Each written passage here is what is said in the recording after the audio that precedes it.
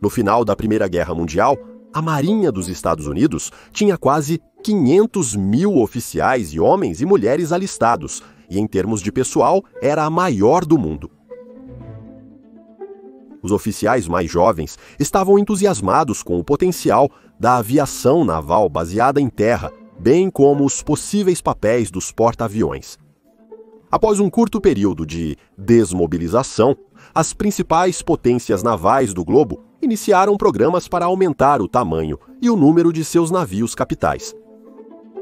O primeiro porta-aviões dos Estados Unidos, um Collier convertido chamado United States Ship Langley, foi comissionado em 1922 e logo foi acompanhado pelos porta-aviões United States Ship Lexington e United States Ship Saratoga.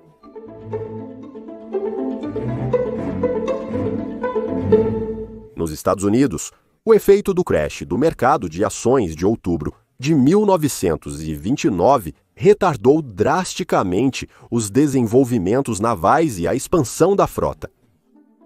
Os programas de pesquisa e desenvolvimento sofreram e as operações da frota foram drasticamente reduzidas. O Ato Naval de 1936 autorizou o primeiro novo coraçado desde o United States Ship North Carolina foi estabelecido em outubro de 1937. O segundo Ato Vinson autorizou um aumento de 20% no tamanho da Marinha, e em junho de 1940, o Ato da Marinha de Dois Oceanos autorizou uma expansão de 11% da frota. O pedido do chefe de operações navais, Harold Rainsford Stark, para um aumento adicional de 70%, foi autorizado pelo Congresso em menos de um mês, para um aumento total na força da frota de cerca de 200 novos navios. Em 1941, a Marinha dos Estados Unidos da América começou a construir uma frota de grandes destroyers, a primeira projetada para rivalizar com os destroyers especiais da classe Fubuki japoneses, que haviam entrado em serviço mais de uma década antes.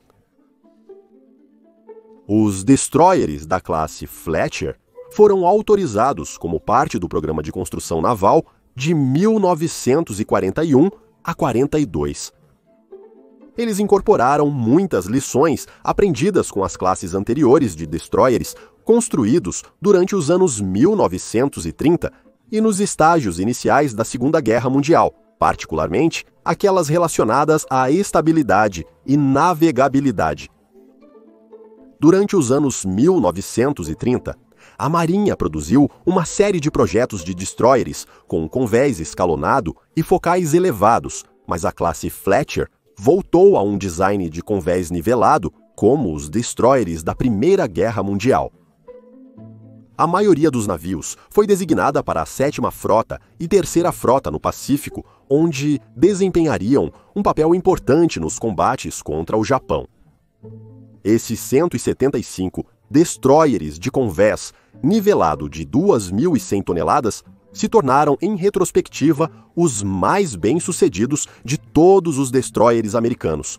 Rápidos, espaçosos, capazes de absorver um enorme castigo e ainda assim continuar lutando.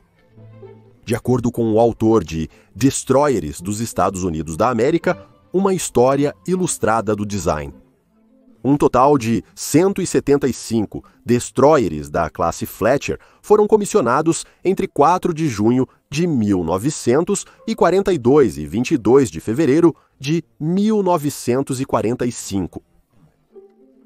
O navio líder da classe era o United States Ship Fletcher, número de casco DD-445. Os números de casco variavam entre 445 e 691, além de um bloco adicional, entre 792 e 804. Os navios da classe Fletcher foram construídos em 11 estaleiros distintos. Os Fletchers eram mais leves na parte superior que as classes anteriores, permitindo que assumissem equipamentos e armas adicionais sem grande reformulação. Eles tiveram sorte em pegar a produção americana no momento certo, tornando-se o design de destruidor, e apenas os derivados da classe Fletcher, as classes Sumner e Gearing, seguiriam isso. O 4 de junho de 1942 foi um dia significativo para a Marinha dos Estados Unidos da América. No meio do Pacífico, suas aeronaves de porta-aviões afundaram 4 dos 6 porta-aviões de linha de frente do Japão, enquanto repeliam sua frota de invasão na Batalha de Midway. Enquanto isso, quase na mesma hora, 7 fusos horários a leste, o primeiro destruidor da classe Fletcher, de 2.100 toneladas, foi comissionado no estaleiro naval de Boston. Seu design foi uma grande conquista, equilibrando robustez e navegabilidade, armamento, velocidade e proteção em um casco de convés nivelado classicamente proporcional de 376 pés e meio de comprimento. Com 2.050 toneladas de deslocamento padrão e aproximadamente 2.900 toneladas totalmente carregadas, os Fletchers eram significativamente maiores do que qualquer classe de destruidor americano que veio antes dele.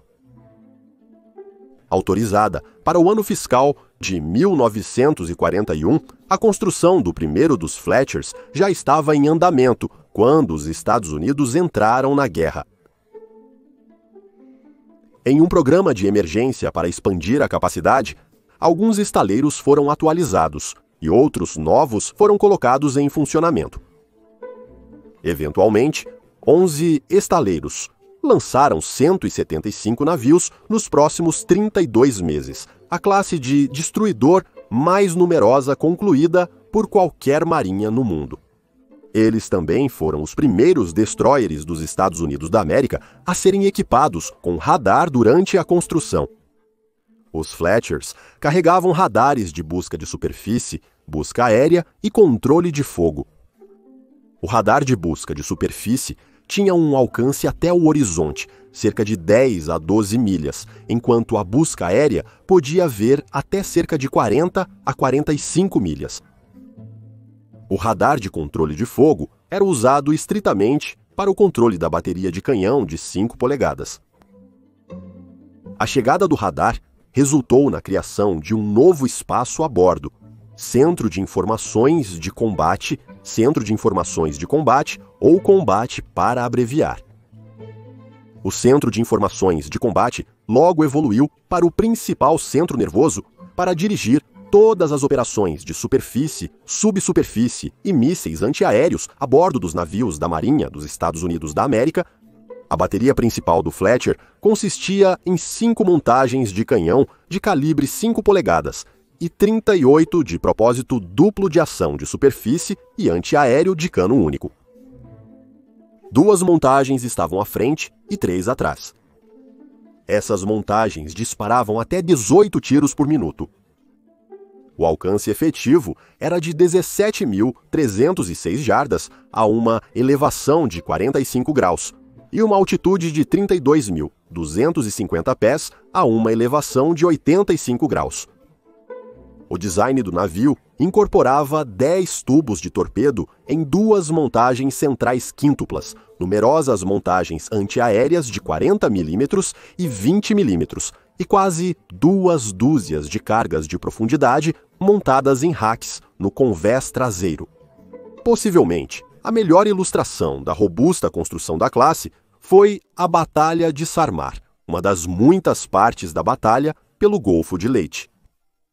Considerada a maior batalha naval da Segunda Guerra Mundial, e por muitos como a maior batalha naval da história, envolvendo mais de 200.000 homens.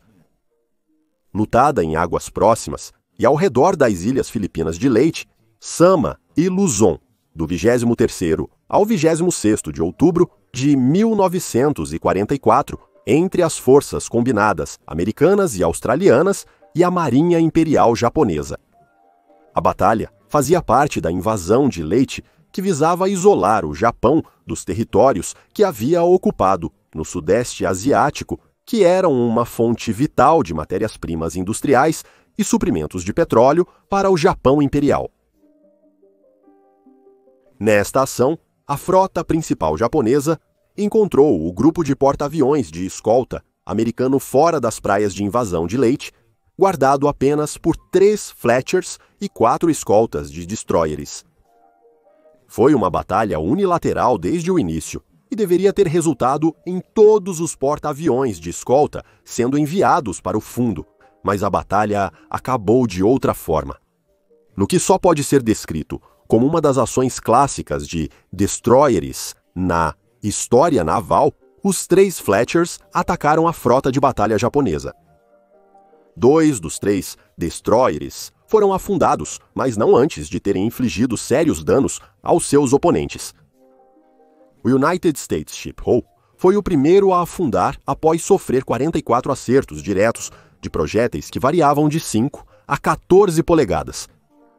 Atingido às 07h28 da manhã de 25 de outubro de 1945, o Hull permaneceu flutuando e na luta até às 08h55.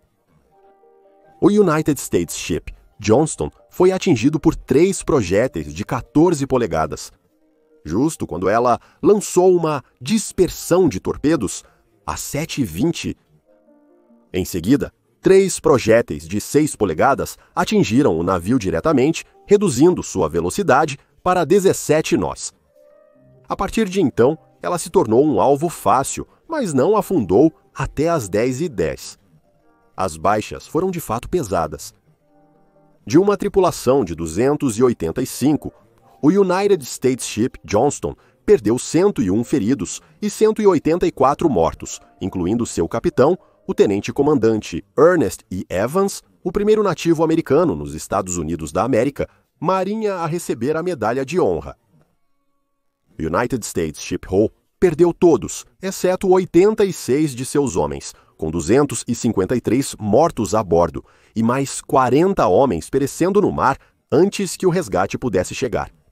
Curiosamente, 75 anos após esse ponto de virada, no Teatro do Pacífico, uma expedição submarina privada descobriu os destroços de um dos destroyers que os pesquisadores acreditam ser o United States Ship Johnston 557. Historiadores da Marinha confirmaram que os destroços pertenciam a um destroyer da classe Fletcher, mas disseram que mais pesquisas eram necessárias antes que pudessem determinar se era o Johnston ou o todo 533. Mas vamos voltar para a batalha. Para grande crédito do destroyer, um cruzador japonês, o Kumano, foi parado morto na água por torpedos do casco e outros 2 cruzadores foram gravemente danificados por tiros de canhão. Milagrosamente, as ações corajosas do destroyer da classe Fletcher ao longo da batalha de 2 horas forçaram os japoneses a interromper o contato e recuar, privando o Japão do que deveria ter sido uma vitória fácil. Entre a impressionante frota de batalha japonesa estavam 11 destroyers, 6 cruzadores e 4 couraçados, incluindo o supercouraçado Yamato, com suas 3 torres de canhão triplas apresentando canhões de 18,1 polegadas, os maiores canhões navais do mundo. Esta força massiva foi posta em fuga pelo ataque determinado das corajosas tripulações de um punhado de destroyers da classe Fletcher. As especificações de design do Fletcher incluíam parafusos gêmeos movidos por uma planta de propulsão, a turbina a vapor alimentada a óleo de 60.000 cavalos de potência, que produzia uma velocidade máxima entre 35 e 37 nós. Considerado um nível de potência muito respeitável mesmo em termos modernos de hoje, o incrível poder dos destroyers da classe Fletcher foi alcançado com a tecnologia da era de 1930. Um ambientalista olharia com desconfiança para os navios desta era. Todos os vasos sanitários e mictórios despejavam diretamente no mar. Os marinheiros sabiam que as sentinas só podiam ser descarregadas à noite no porto, conforme as ordens permanentes. Quando no mar, o lixo e o entulho eram descartados sendo jogados ao mar.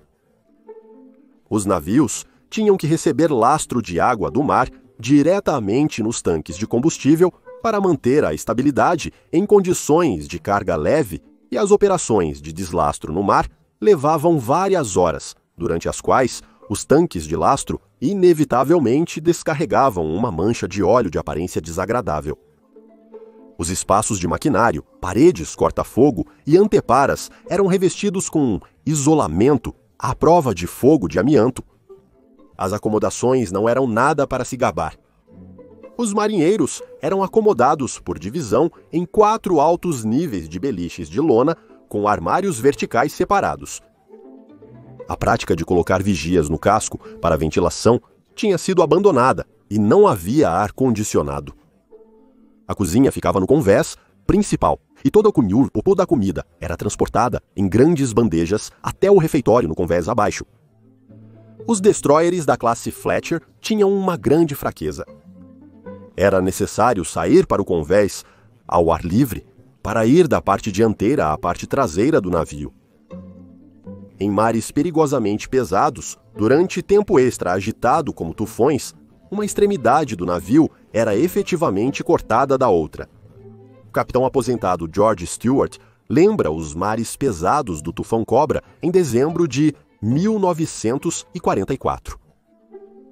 Durante o tufão, nosso oficial de artilharia quase foi levado pela água quando teve que sair no convés para garantir que as cargas de profundidade do navio estavam seguras.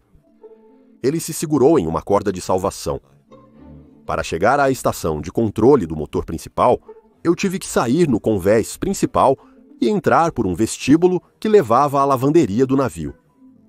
Eu vi uma grande onda quebrando sobre o navio e eu me agarrei a uma roda de válvula na superestrutura e segurei firmemente. Fui completamente submerso. Designs posteriores de destroyers, incluindo as classes Sumner e Gearing, incorporaram um corredor fechado dentro da superestrutura. Até 1971, todos os destroyers da classe Fletcher, em serviço com a Marinha dos Estados Unidos da América, haviam sido descomissionados.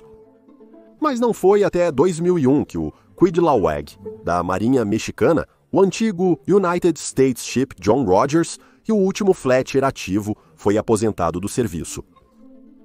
Apesar de conversas sobre seu retorno aos Estados Unidos como um navio-museu, em 2010, ela foi condenada como um destroço e desmontada. 4 Fletchers foram preservados para exibição pública. Na Grécia, o antigo United States Ship Charette, renomeado Velos, que significa flecha, é uma atração popular. Nos Estados Unidos, United States Ship The Sullivans, em Buffalo, Nova York.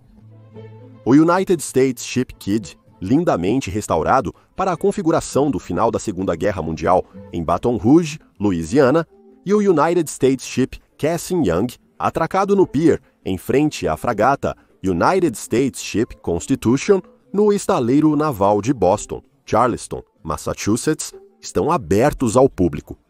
Os anos 1930 começaram silenciosamente com um tratado internacional que estendia acordos anteriores para reduzir os armamentos navais.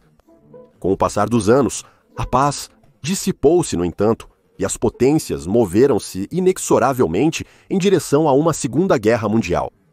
Um total de 19 destroyers da classe Fletcher foram perdidos em combate e mais 6 foram danificados além do reparo.